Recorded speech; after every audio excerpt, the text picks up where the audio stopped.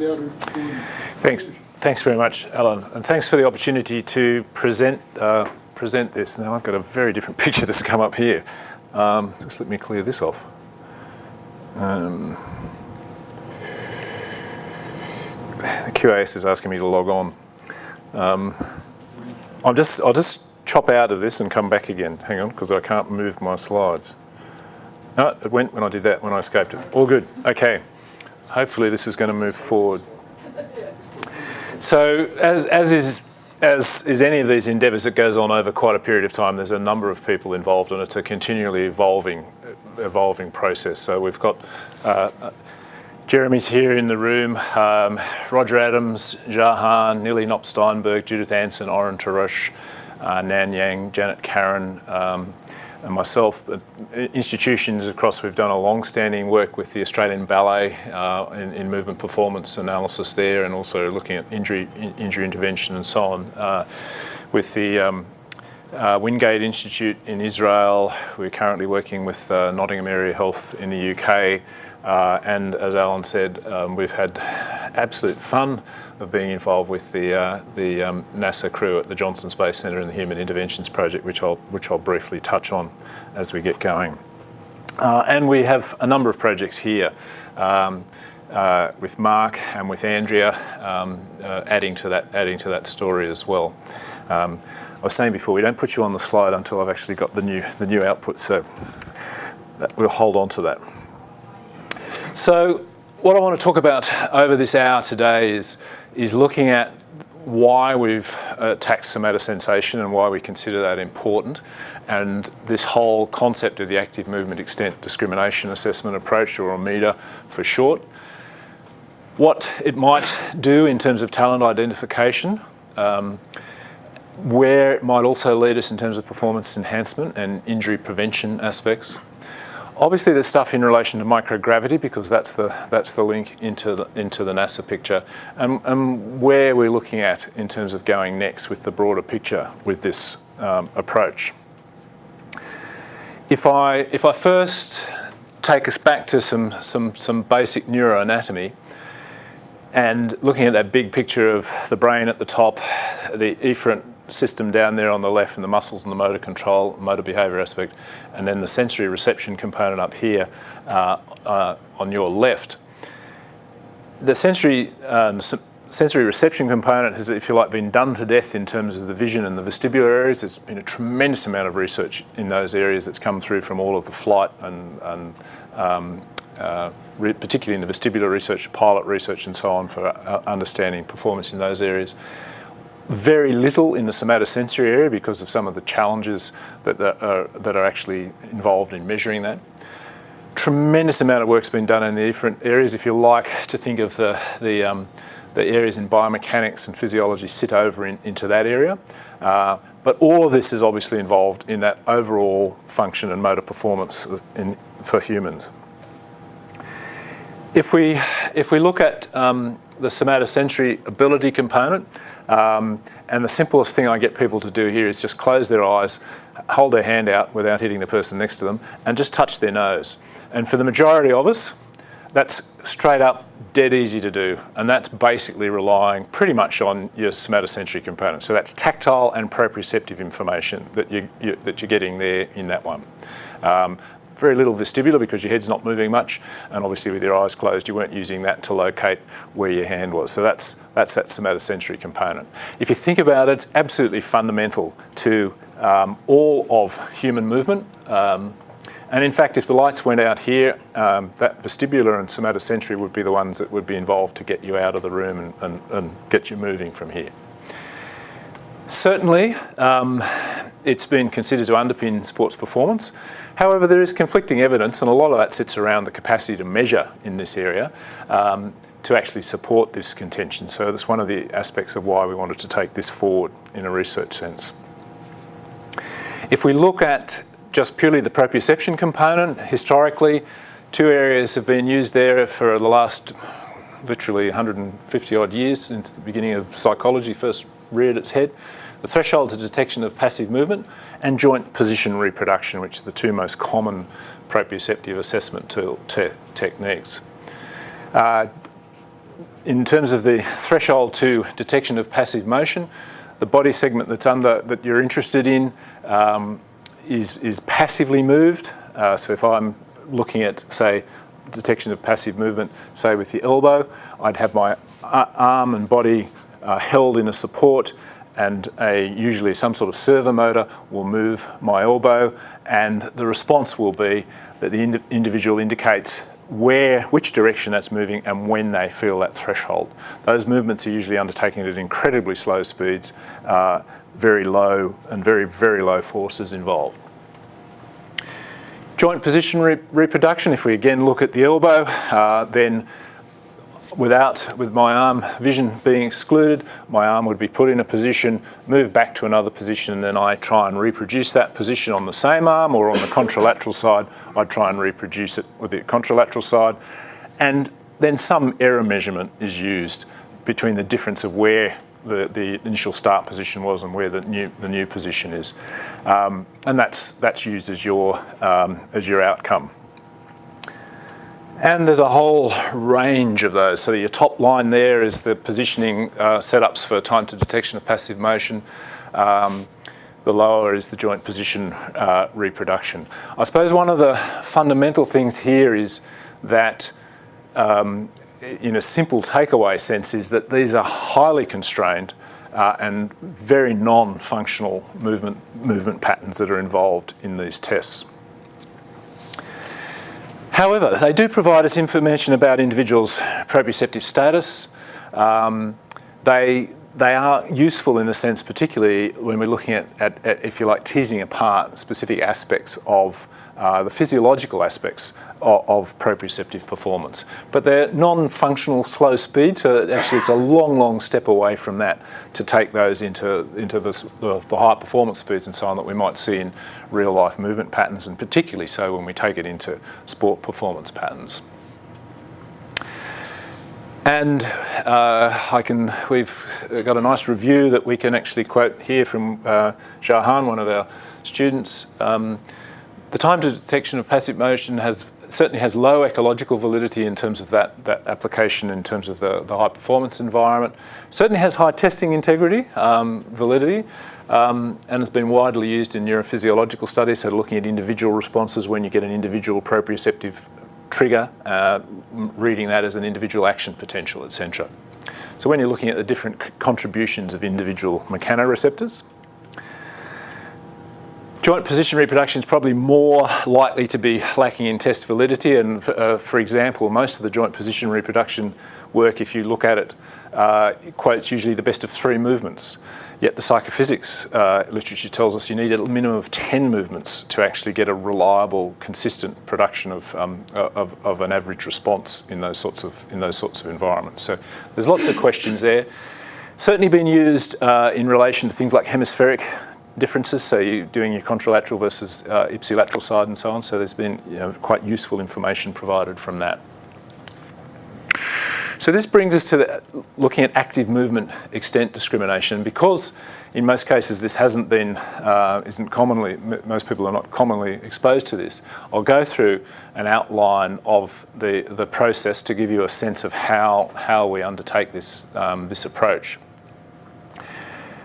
Again, I'm doing this at high speed over the top here, and Jar's review article gives you a really nice, deep summary of deep outline of what we'll talk about in a very short summary today.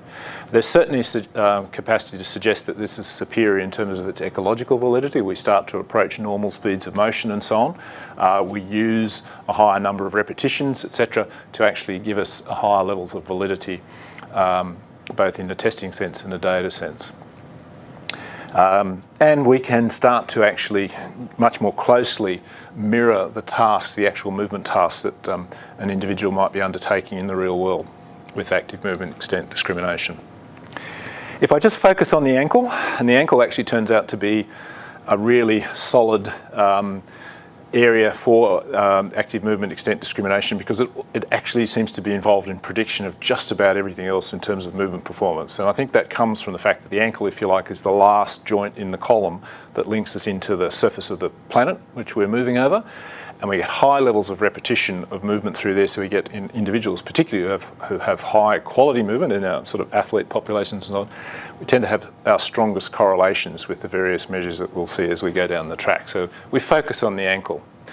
I'll show you an image of what the setup looks like shortly, but the actual assessment process uses essentially a device that they stand on, that they can rotate, a small platform to 5 predetermined end positions. So they freely move at their chosen speed of movement, so we're not applying the movement to them, it's self-selected. We set that range between 10.5 and 14.5 degrees from horizontal, which sits within the comfortable functional range, but out in the distal half of that range. So it's not putting the ligaments or structures on stretch, so there's no discomfort, and you can actually test people very early in ligament recovery and so on. We assign a position 1, 2, 3, 4, or 5 to the positions, the response positions, and just logically we start 1 closest to the horizontal, 5 furthest from the horizontal, from the smallest or the shallowest angle down to the deepest angle. Basically, what that same diagram that we had before, if we look at the formats, and these are for an ankle inversion, eversion movement here on your left.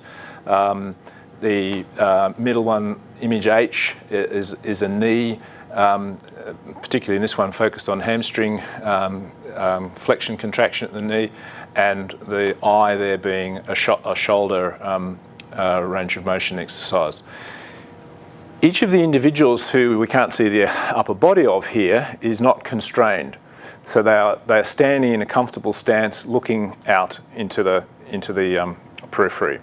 They're not, we don't visually constrain them. They can't see the actual surface, so they actually can't get a visual tag on the actual differences in the angle. So that's removed. Their vestibular response is minimised in terms of keeping the head as steady as possible, but again, it's not totally removed because you want as ecologically valid as possible set up for the testing process. But so the big thing here is I suppose the take home from that picture is the minimal restraint you're actually applying to the individual when they're being tested. This is just the setup with the current version of the machine. It looks a little bit like a wobble board platform you can see under this participant's right ankle, and that can move through a range of motion. As I said, set between that 10.5 and 14.5 degrees of inversion, eversion movement.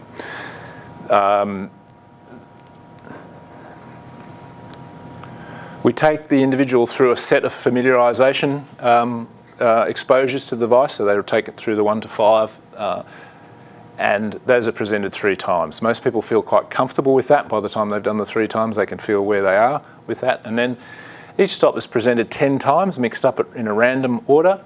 And the individual then just tells us that's a 1, that's a 2, that's a 3, that's a 4, that's a 5. And it's a fairly simple and straightforward testing protocol. What do we do with the responses? So this would be an example of a perfect discrimination response from an individual. They've called stimulus number 1 a 1 10 times, 2 10 times, etc. But for most circumstances, we have never seen a perfect response. In most cases, say individuals would call a stimulus 1 a 1 8 times, and a 2 once, and a 1, they'd call it a 2 once, and a 3 once. So we actually have a spread across that response matrix. We then calculate an area under the curve using a signal detection approach, and work out the overall discrimination score by averaging the 4 pairwise discrimination scores. So the discrimination the individual gets between position 1 and position 2, 2, 3, 3, 4, and 4, 5. What it comes down to then, in terms of AUC scores, remember an AUC score will sit somewhere between 0 and 1, with 0.5 being equivalent to a chance response, so no better than tossing a coin, and 1 being a perfect score, so they would have perfect discriminability in that case. Just to give you a quick sort of anchor on those positions, our best performers to date have been ballet dancers and gymnasts, and gymnasts being at an international level, and they've got scores of about 0.85 to 0.95. Individuals like me are lucky to do 0.55 to 0.6, a little bit above chance. And there's a broad range sort of around that in general sport performance between about 0.75 and about 0.8 for reasonably high level performance. And we'll see some of those scores we'll bring through from some of the results of the studies we've done shortly. So if we now think about what's one of the areas that's really sort of come out most consistently with this is in the area of talent ID. And so the idea here is, okay, well, a reasonable thought might be that an individual who's got a really good link between their brain and their body position in space is highly likely going to be one of our better movement performers, and they're likely to be a better sports person. It sort of makes ecological sense. The other picture that we're interested in here, and this is when we looked at this study here, again from Jar's PhD. Obviously there's that big picture that we're aware of, this idea of expert training. There's so many years of exposure to a sport, and there's that sort of 10,000 hours concept, which is more of a cliche, I think, than the reality in that sense. But that there's this concept of sport-specific training in that time, and by doing a certain amount of sport-specific training, that we'd expect an expert level of performance to be achieved. So what we wanted to do was see if this somatosensory ability separated out from sport-specific training ability in this sort of sense of a talent ID model. In Jar's study, he looked at 5 sporting groups. Now these might be a little bit different from what we usually see, but these were taken through our collaborative work with the Shanghai University of Sport, and these are high-level performance groups in Asia. So aerobic gymnastics and badminton, of course, we wouldn't see much of here in Australia. So we wanted to look at top-level international, top national and top regional athletes across each of these sports in China. And the separation was Chinese top national within the top 32 or regional top 3, Chinese national top 16, Chinese national top 6 competing internationally.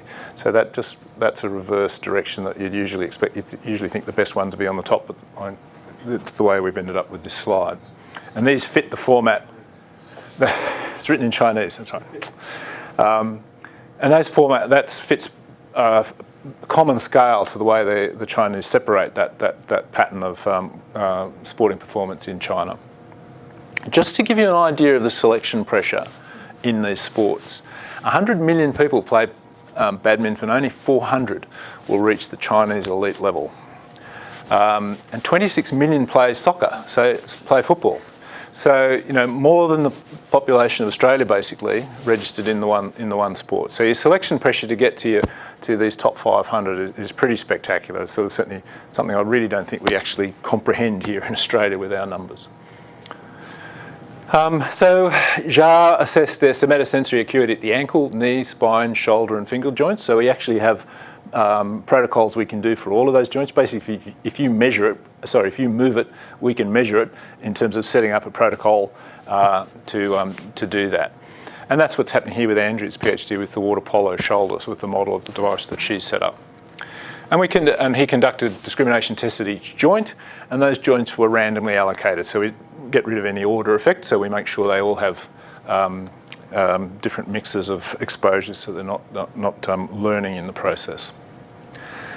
Very roughly, diagrammatically, this was the sort of setup we did. So focusing on constraining movement around one functional joint.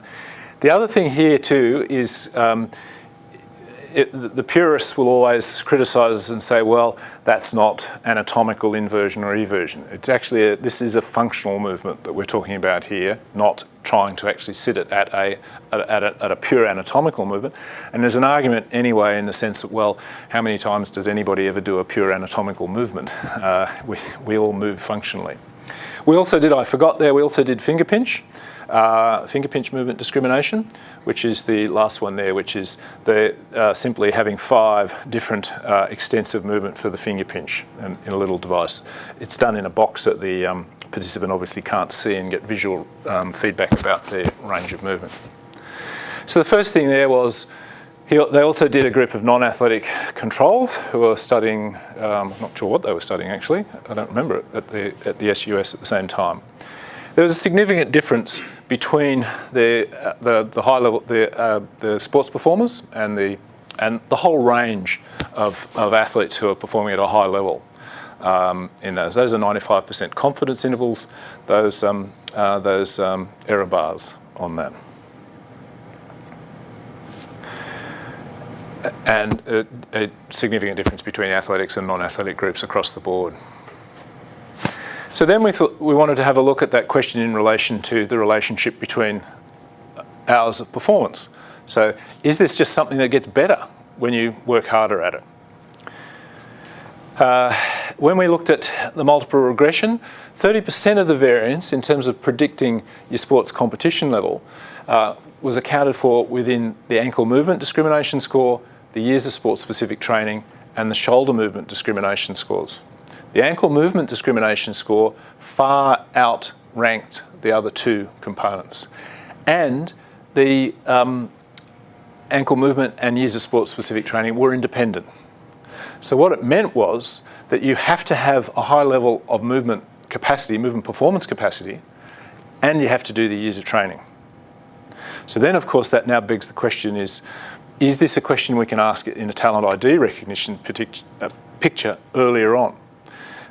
Does it mean that, and this of course is a longitudinal study that we'd be looking at here, not a cross-sectional study, does it mean that your young individual who's starting out in the sport, and if we take away all of the factors about age, ranking and so on at the various levels coming through, if we assessed you and found you had a high level somatosensory ability early on, is that our best position for the bang for the buck in terms of investing all that time and effort in training? If we found that wasn't the case, then, and we invest all that time simply because you're physically bigger or more capable at that time, those are the sort of factors that we might be able to, unfortunately, disappoint parents a little bit earlier in the process than that little Jenny or little Johnny is going to be an Australian Olympian. So within those groups, there were significant differences between the highest level performers and the lowest. And don't forget, these are already at the top end of their capacity of performance within that Chinese athlete population. So it certainly highlights the importance of somatosensory ability. I sound as though I'm using somatosensory ability and proprioceptive ability interchangeably. I'm not deliberately doing it. I've swapped more now to saying somatosensory ability because somatosensory ability includes both proprioception and tactile, and we can't really separate them in all of the tests we do. Historically, proprioception has been considered the tag that's been attached to this sort of research, but I find myself tripping over it all the time. But somatosensory ability is the overall description we like to look at. And I've jumped ahead of myself there, but sport-specific training was certainly correlated with athlete competition level. You had to do the years, the hard yards, the hard hours, but it was separate from somatosensory ability, and you still had to have a high level of proprioceptive ability or somatosensory ability to achieve that.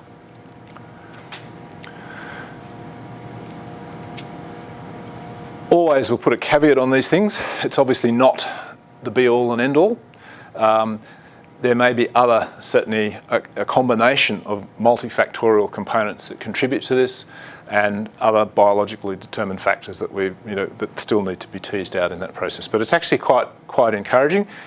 I'm only presenting that one study today, but we have a number of other studies where we've seen very similar results in terms of that the talent ID aspect, and we are now gearing up for the longitudinal studies to actually look at answering that question in the long term.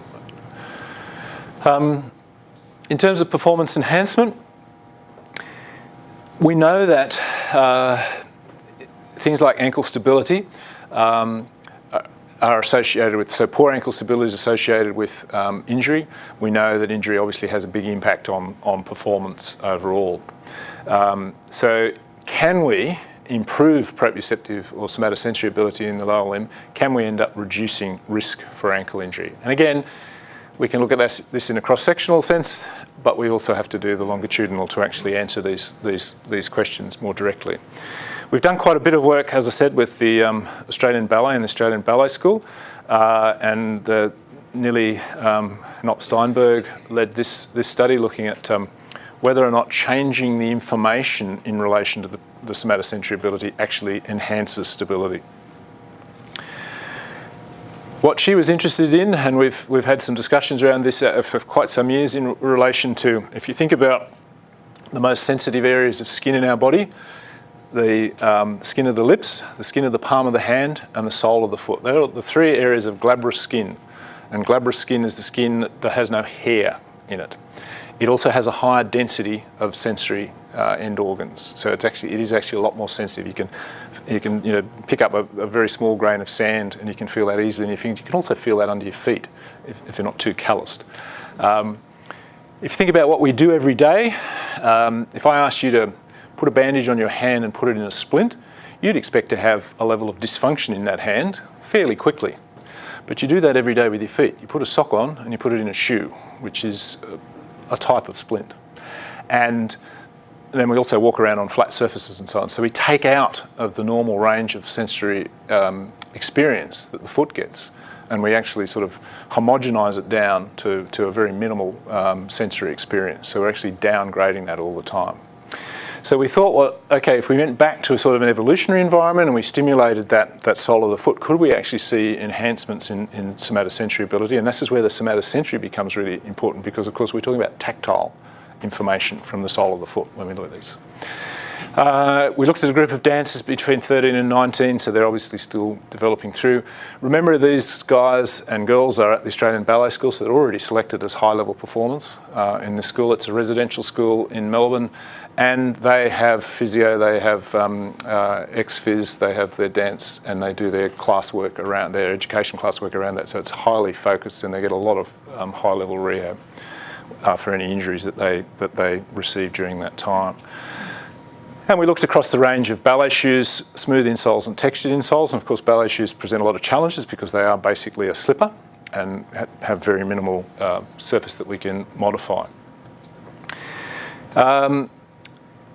We looked at analysis of variance across 4 different footwear conditions in 2 levels with the dancers, the actual level of class with the dancers, the higher level, the higher the number, the higher level of class, and the differences between male and female dancers. There were no interactions between the 4 different footwear conditions between male and females on the 2 levels of dancers. And here AIMD is ankle inversion movement discrimination, so it is actually a metre, it's the same test.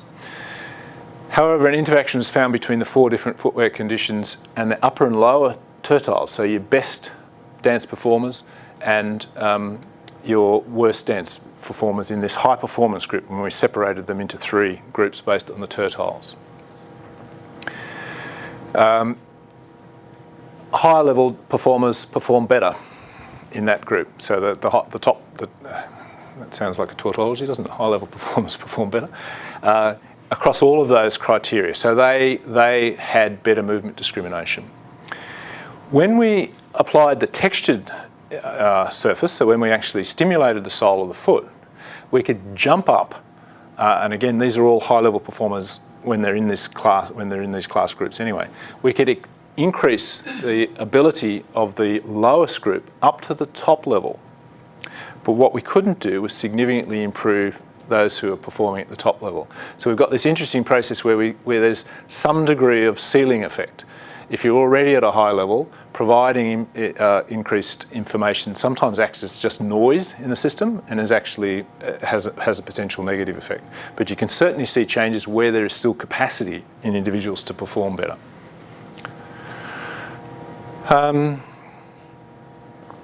Whoops, just went backwards. And essentially, breaking them into the tertiles there, you can see across the ballet shoes where they're most highly practiced in, there's a very clear separation between the upper tertile being the crosshatched and the lower tertile, very significant difference in the movement performance. And these are cross-related with the ballet school staff's rankings of the ballet students' abilities. So again, that movement extent discrimination relates quite nicely to, in this case, a class teacher score. The textured insoles increase that performance ability significantly from both smooth insoles, barefoot and ballet shoes. But you can see how in the upper tertile group, it actually caused them to decay in their ability. So we've got this interesting picture where it's very similar to a noise effect. Similar sort of thing is being suggested in some of the things with pressure garments and the idea of proprioceptive and somatosensory change with pressure garments. You see some improvement in lower performance individuals, but as you get up to higher levels of performance, it seems to actually act as a decrement, that extra noise. They don't need that extra noise in the system.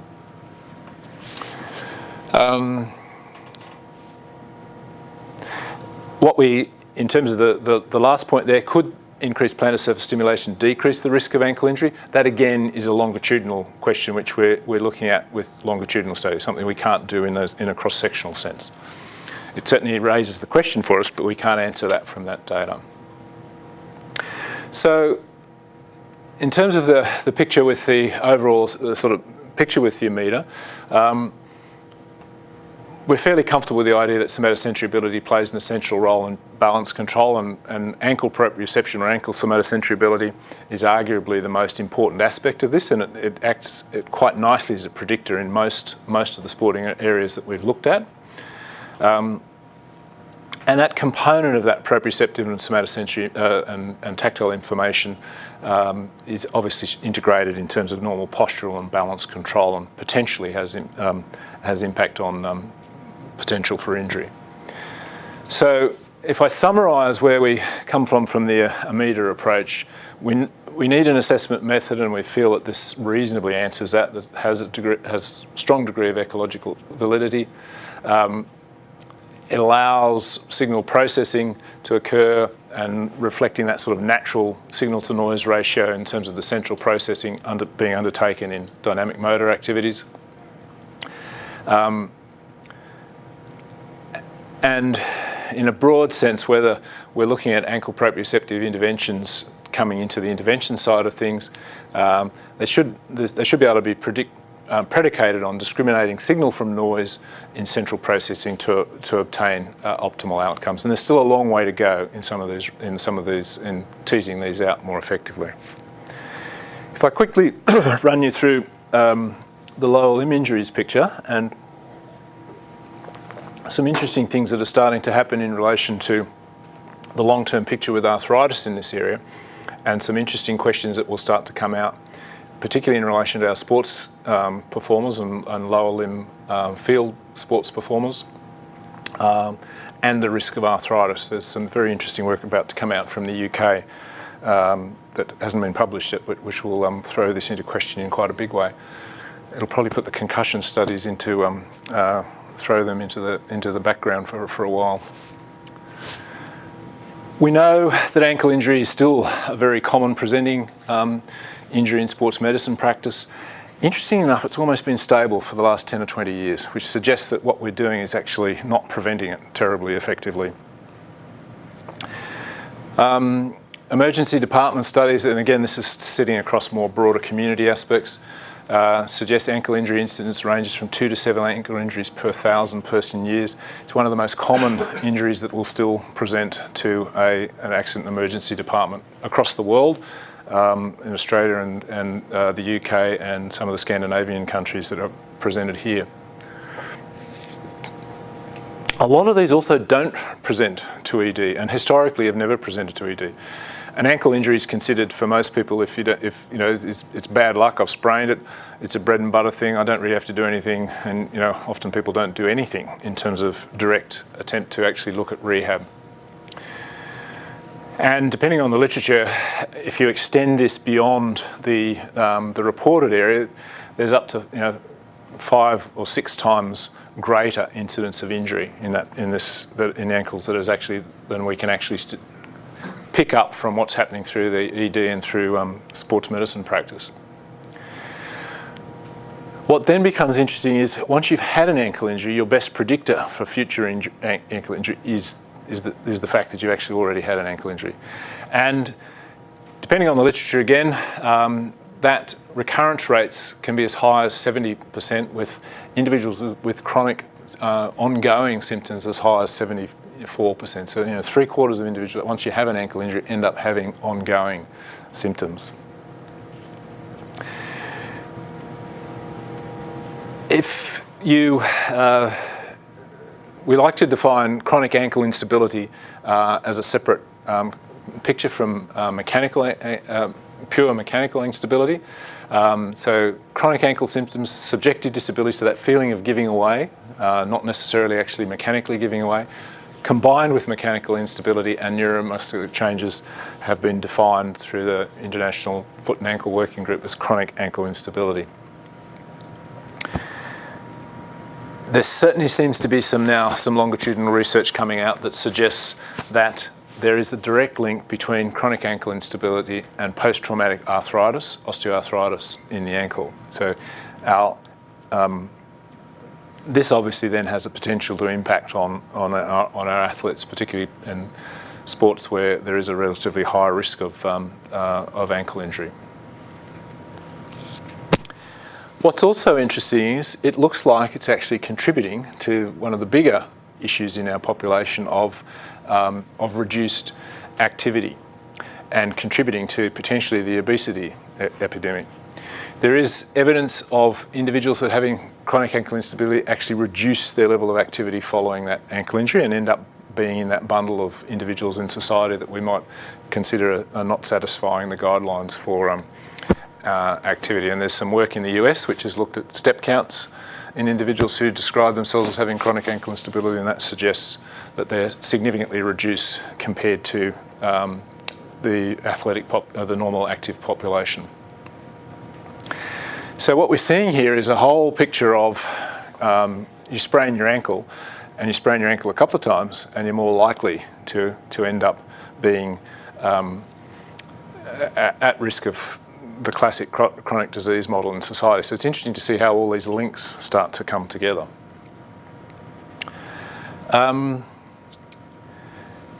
Just to look at this process in relation to the prediction factor from ankle instability, again with, and this is not published, it has been submitted currently. This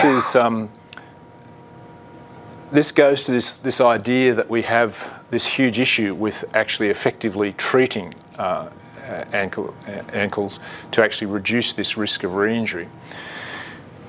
Nearly looked at 42 dancers from this was actually last year in the Australian Ballet School. 15 of them had significant ankle injuries in the last 2 years. 27 of that group were uninjured in that last 2 years, although we'd argue that a significant number of them have had ankle injuries. By the time they've got to that level of performance, they've usually had ankle injuries. But not within the last 2 years. All of these 42 were currently dancing and training and were considered completely symptom-free as far as their activity, their dance was concerned. Yet, if you looked at their movement discrimination scores, they were significantly different, even though they'd be classed as fully functioning, fully fit. If we just look at their injury history, we would certainly expect those individuals to be at risk of future injury. So the movement discrimination scores nicely correlates with their injury risk. Again, this is a correlation, not a cause and effect, so it certainly links that in quite nicely. What we then said, okay, well, if we know that, can we do something where we might want to choose who we want to intervene with? And we can do things like apply a Uden's index to that, looking at the sensitivity and 1 minus the specificity, and actually get a cut point for individuals we might want to advise the staff to actually look at anybody who actually got a movement discrimination score below that cut point, to actually target them with more specific exercise interventions. Then, of course, if you look at the injured ankles as the red and the T1 is the one we're interested in here, those again are 95% confidence intervals. If one was being conservative, and my background is as a physio originally, I'd probably actually want to take everybody who clicked in that red in the first instance there, in that first 95% confidence interval, given the effort and the investment we have in those individuals as dancers or athletes, as the case may be. That data is in process, currently at review. It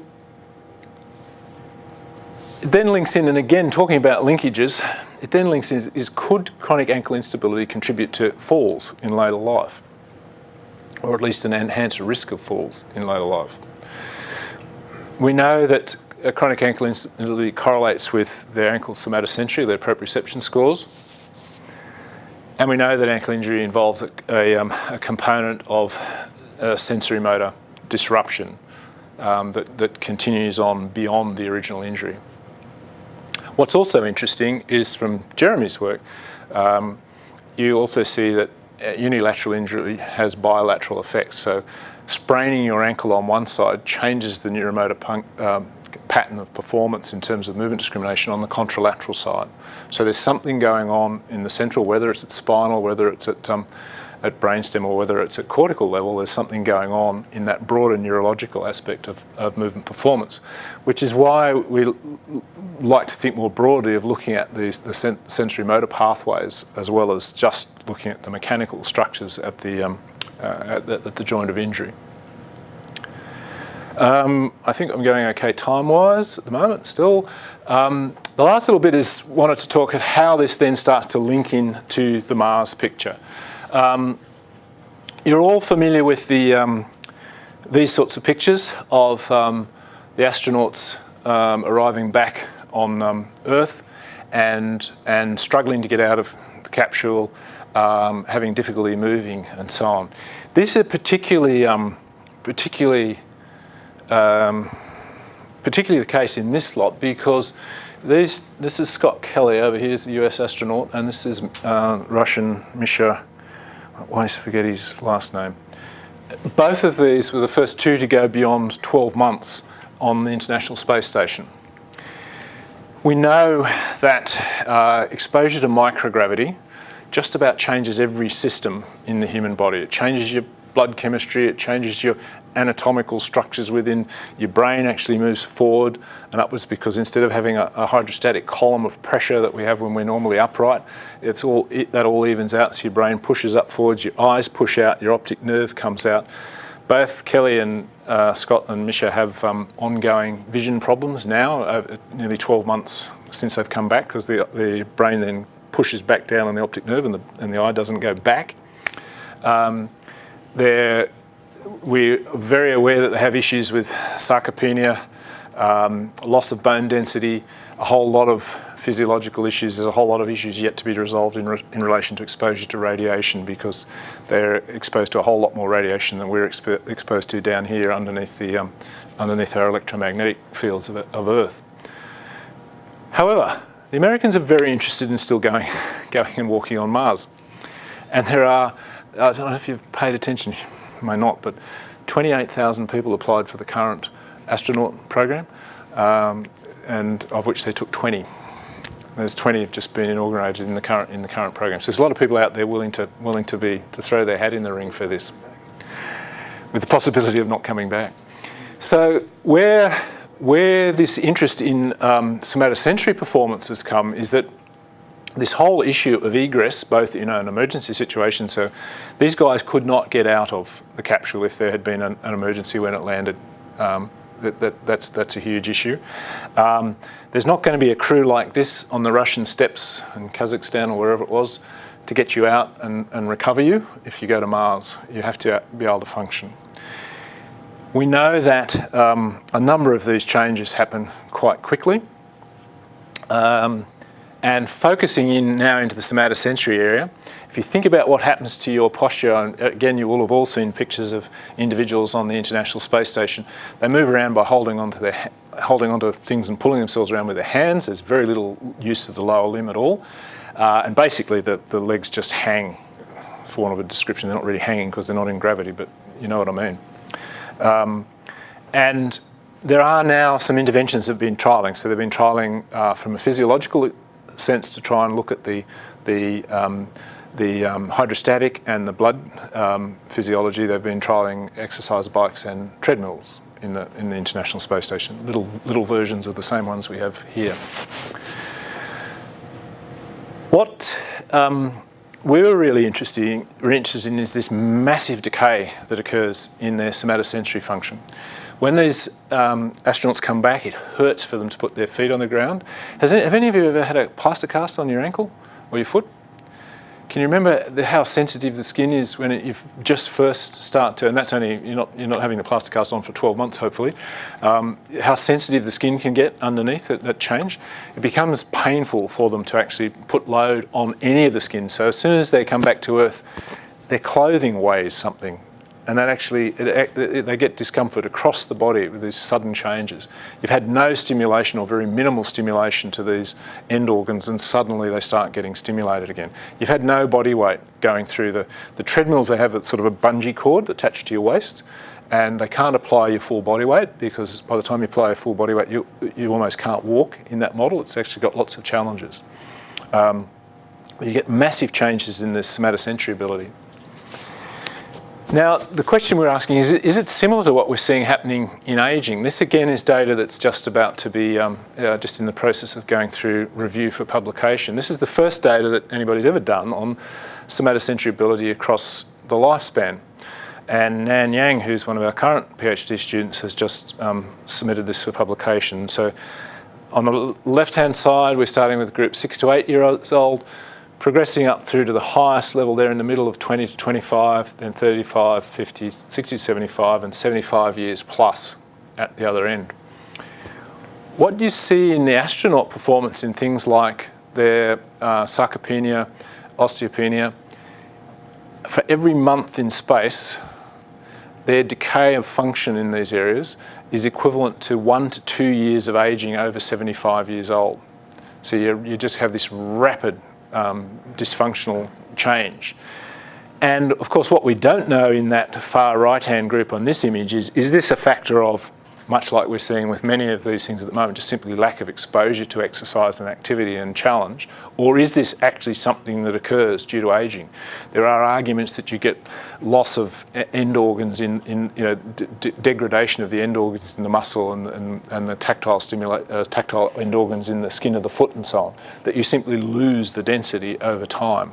We don't know if that's the case actually just as an aging thing, or if it's something we just don't provide enough stimulation to actually maintain that. So there's a whole series of questions. And again, this is a cross-sectional view. The only way you can answer that is with a longitudinal study that follows individuals across a lifespan to do that.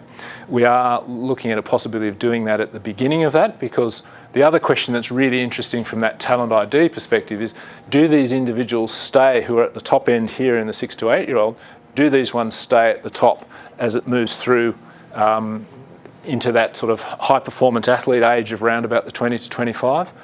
Or does that move in the same way as you have those periods? Remember when you go through big growth spurts and so on, and you get that gangly sort of lack of control type thing? Does that actually change in that environment? Or do those people always stay across that range of differences across the groups? We know that this degradation in performance significantly increases the risk of falls. These guys, when they come back, their falls, they trip and fall all the time for the first month or so after they come back, until this all sort of recovers. So we've done, this is where we've started to do some stuff that looks in linking with the Human Interventions Group at NASA Johnson Space Centre. And we've started to do things like looking at differences between sitting and standing, proprioceptive ability in the lower limb, and you see a significant decrement as soon as you just take just weight off the lower limb. And if you think about the available spindles and extrafusal fibres that are in the lower limb that when we're standing, and if we just take those off stretch, then obviously we'd expect a reduction in the ability for us to discriminate in that environment. And then nearly finally, We've also started to do things that emulate the complete modification to load that happens in the the differences between gravity. Earth gravity, if Earth gravity is 1g, Moon gravity is about 1/6 of Earth gravity, Mars gravity is about 1/3 of Earth gravity. So they're significantly lower load pictures. So even if we were able to transport somebody from Earth to Mars or to the Moon, their proprioceptive ability is downgraded just straight away because of the difference in load through the lower limb, let alone the fact that it takes 8 or 9 months to get to Mars, and you have that whole exposure to degradation just associated with the changes in time. So in Canberra, we have the lab looking at the offloaded position. And the new system there will allow us to actually apply different loads and look at proprioceptive ability through the lower limb. What this also allows us to do by lying you down and keeping your head still, it takes out vestibular function. Because as long as you don't have roll or horizontal translation, your vestibular system, your utricles and saccules will actually remain quiet, and you can take out your vestibular pattern then and look at that. So we're looking at novel postures to actually measure that and look at the carryover, potentially into ankle injury rehabilitation, because we haven't gone down this path up till now, until the interest from NASA to actually participate in this work. But it may give us some insight also into some of the things we can do in terms of separating out vestibular function as part of that rehab component as well. And that emitter there, which is this is a collaborative device. The one that you saw earlier is actually made as a collaboration between the AIS and UC. That one is currently at the Johnson Space Centre and is currently rerunning through the current space station crews as they come off rotation, and a bed rest study, a big bed rest study that was done over there, which is an interesting study if you're ever interested in volunteering for these. 70 days lying flat down with your head tilted 6 degrees down. Your shoulders do not come off the bed through that period of time. And you have to have 24-hour care, because even as a perfectly fit and healthy individual, your risk of DVT and so on just dramatically shoots up with that lack of activity. You get all of the changes. You'll get changes in your brain position. You'll get changes in your blood pressure. You can't stand up initially after that, of course, because the vasovagal response is so dramatic. Not quite the same as pure non-gravity, but it very effectively simulates it.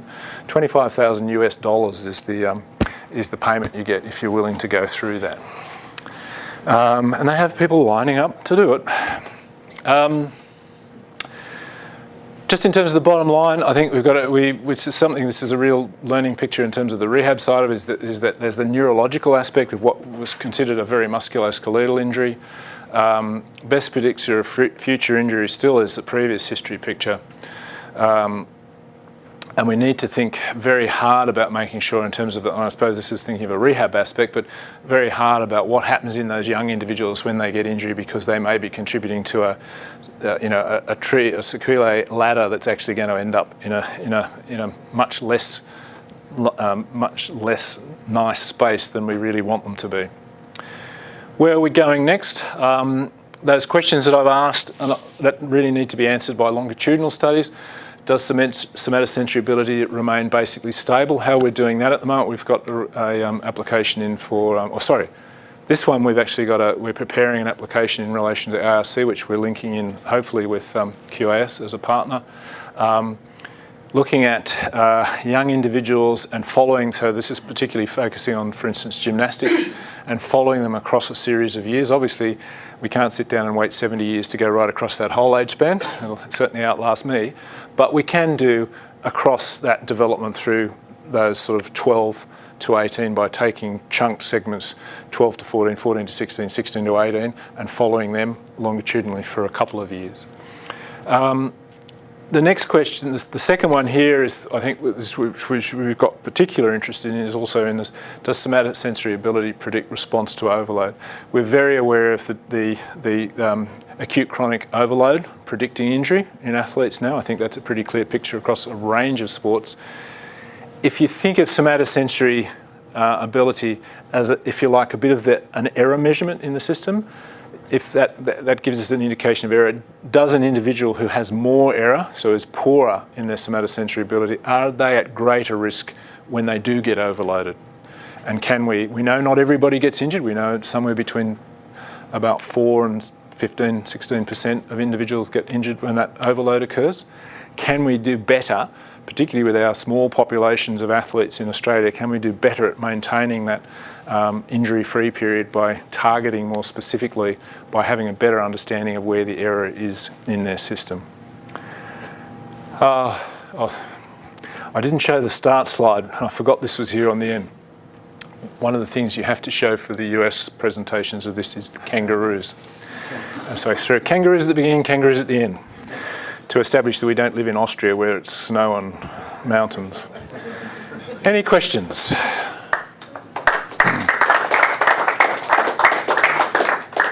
Yeah. That was fascinating. Thank you. You mentioned with the ballet dancers how they inserted almost a tactile sole Yep. in the shoe and they improved their performance. Yep. You think that's going to lead to you big shoe companies developing something like that? Because I could just see athletes foot picking this up and go, Mum and Dad, you've got to do this test now to see where your kids are at. And then design. Yep. The school gets on the shoe that they need to purchase. Yeah. Over the years, interestingly, we have talked to shoe companies. That work, the tactile stuff's been going on nearly about 10 years, believe it or not. Where we are with that now, we have an ARC preparation agreement with an Australian company that produces the compression like a skins type garment, and the really important thing with this is that it actually directly interfaces with the skin. So that means the sock needs to have the texture in it, not the insole or not the liner of the shoe.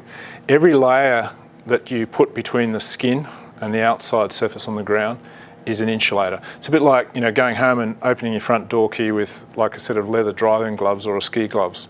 It's just that much harder to feel what's going on with it, and that's what's actually happening through our shoes. We accommodate really well for it, and we perform really well when you consider. So yes, we actually do have that happening, and what we also don't know is in that younger adolescent population where you could see that cross-sectional view, or you could sort of see that hill, whether we can actually push you up, into that further up in that curve earlier on, and whether that there's just like so many questions that open up in that. But your answer is absolutely correct, yeah. So it is an Australian company based in Melbourne. We had some initial discussions with 2XU, which is a major sponsor of garments in the other half of the organisation that I work for. They turned out to be a New Zealand company. Not that I've got anything against New Zealanders, but they weren't interested in that. So it didn't fit in with their production lines for 2 years or so. But so this company's doing that, and what I have had some discussions with Alan in relation to the possibility of having some testing done up here as well. So that may well be coming through in the system. Yep. Yep. Yeah. Gordon, thanks so much. That was amazing. So there's studies that have shown sort of links between poor neurocognitive performance and non-contact injury in sport. Are there any studies? Do you know of any research that's looked at, say, links between neurocognitive performance and somatosensory performance? That's a really good question, and I can't think of any. Jeremy, can you think of neurocognitive straight up? Pure cognitive, no, but there's work going on within the concussion fields with regard to neurological function and proprioception. Okay. So the meter's embedded in a concussion program. Actually, that's And that's a good point. Another couple going on with things like visual perimetry, as well as ankle, to see which of those sort of processes of control from the brain are influenced by concussion. So, yes, it's embedded in that sort of neurological function. In terms of cognitive function, gameplay, interpretation of movement patterns, that sort of thing, there's not a lot of proprioception being linked into that sort of game performance cognition. Even just sort of the studies I was talking about was just basic cognitive function. Basic tests of working memory, reaction time. Those sort of tests. I certainly can't quote you anything, and it's a really interesting question. I mean, again, it's a whole area that you could look at. My gut feeling would be that that they probably don't correlate. That each of those, if you like, is a skill set, and each of us has a different mix of that in our whole ability armory that we have, that we bring to whatever the activity is we're doing. That would just be my gut feeling, because so many of the things we look at actually don't cross-correlate. There is one other aspect to the test itself, which is that you have to be smart enough to remember. That's right. There is a cognitive. That's right. There is a cognitive aspect to it. Relax and go with their first gut instinct tend to perform just as well as those who try to reason it. So it's not a direct intelligence test. Yeah. So it does mean that we can't test certain individuals who certainly can't understand the test. That's not dissimilar to many other tests, but it's a low-level cognitive function. So it is affected by fatigue, for instance. If you have to, allocate resources, cortical resources, in a more loaded way with fatigue, then it will affect it.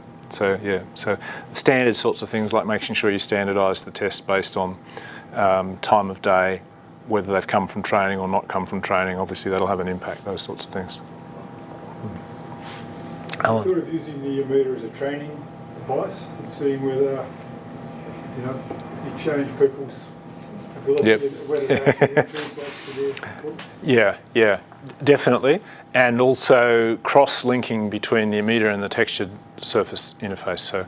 So you, in essence, going back to the good old wobbleboard sort of model, where one of the issues seems to be that we're sealing really quickly on any of these sort of things. So it's a bit like if I've asked you to close your eyes and sort of tell me which arm your watch is on. It takes a second or two to think where it is, but if you put the watch on the other side, you'll feel it straight away. So one of the things we're starting to think, and again, this is just gut feeling based on what we're seeing from the research, is that in terms of those sort of rehab interventions, you need to mix it up all the time. You need to keep that stimulus level coming in and changing the stimulus level.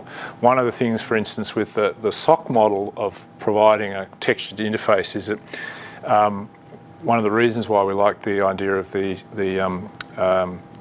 compression type SOC is it stretches and moves, and will then provide, you won't have that stimulus, the same nodules pushing into the same area of skin, every time you put the sock on, those sorts of things. And it may be that you actually have to have different sorts of texture profiles to modify that.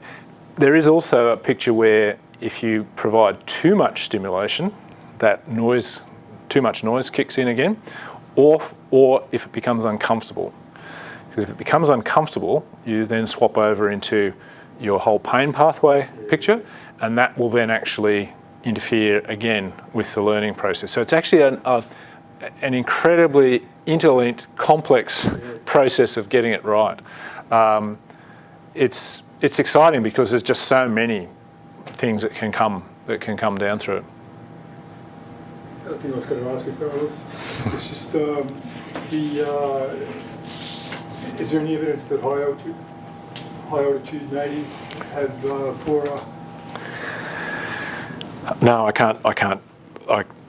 No, I don't know. That would be an interesting thing to do it as an acute sense to do some.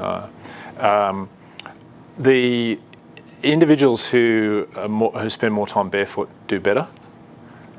They've just got a better exposure, and they're using their feet more as a sensory organ, if you like, or as a combination of part of the sensory organs. Are you thinking in terms of lower barometric pressure? We could certainly, how much that? That's an interesting theoretical question, but no, we haven't done it, and there's no. They also live in a slightly more rugged environment, so they get different proprioceptive. Variables like being barefoot, living on rough tracks, where they're getting stronger in their ankles. And so there's quite a bit to work out to control that, so you know what was an altitude effect. So you're just thinking in terms of access to oxygen, as if you like, in terms of a lower physiological aspect. Look, I don't know. I really don't know. Interesting question though. Yeah. What about temperature effects on the test?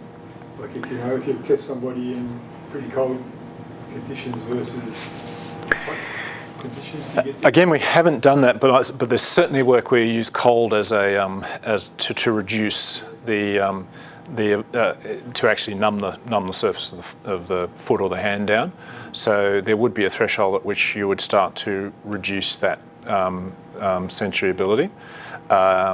We haven't done it specifically with this, so I can't answer with this one. Also go the other way, that if you could get an increased ability with higher temperatures. With higher temperatures, yeah. There would probably be a profile like an inverted U effect where you get poor best. I suppose the colder weather might have an effect on resting muscle tension. Yeah.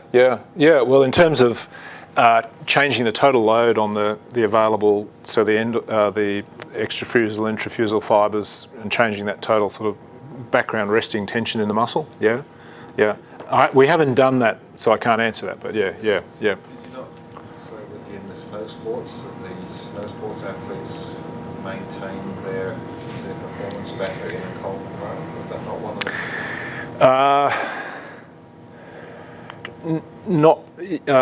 them? Not as a direct outcome, no. And actually, when you're testing them, they're under their clothing. They're actually pretty close to normal body. In fact, they actually get hot. They get hot. We did a really interesting one where we did not on that version that you've seen there, but our first versions of these just look like a box. Well, I don't know if there is one here. I don't know. You can actually have a look at it if you want. It is a box, but it's a very effective box. And on the top of that, talking about snow sports, you can actually put we bolted ski boots on. And this is one of these really strange studies you end up doing in a research career. We tested the French downhill ski team in Aspetar. So it was 40 degrees outside, and here we were testing the French downhill ski team. And again, they showed nice correlations in their ski boot. So in that case, we locked out that inversion-eversion movement, we locked out the direct inversion-eversion at the ankle, but they were simulating their obviously you can't do a true edge cutting manoeuvre that you would do in skiing because it's a constrained movement, but they still separate out really nicely in terms of their movement discrimination.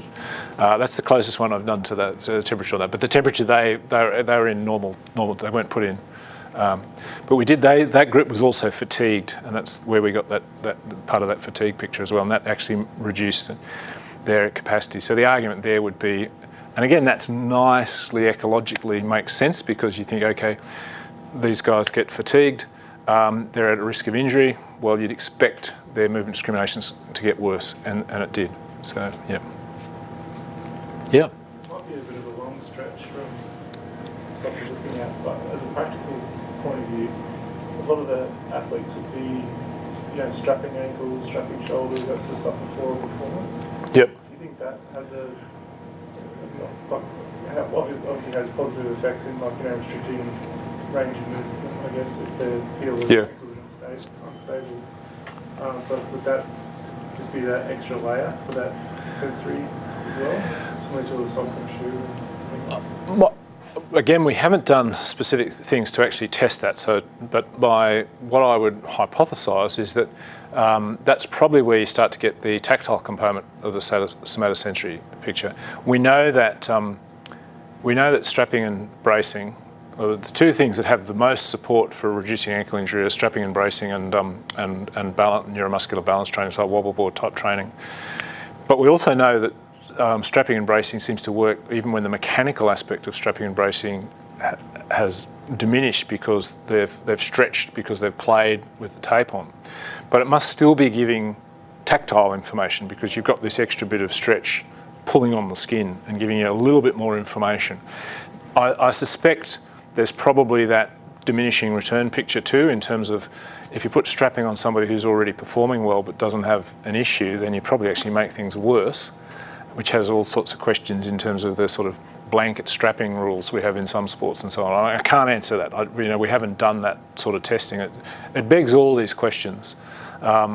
Believe it or not, and there's a whole lot of stuff that's gone on which we haven't talked about. There's all the snow sports. We're doing current concussion, and I've just come from Jindabyne actually yesterday, and we've just done 80 of their snow sports athletes down there as baseline testing for this season. So there's a whole lot of other stuff we're doing, but there's just also so many things that could be done. But yeah, so I can't answer the question directly, but that's what I would surmise is happening. Yeah. Any other questions? Oh, we're a bit over time already, so I suppose Sorry.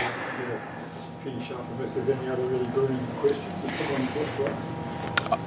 We're here for a little bit longer. I can answer questions if anybody's got one, but otherwise, thank you very much for your time, attention. Thank you.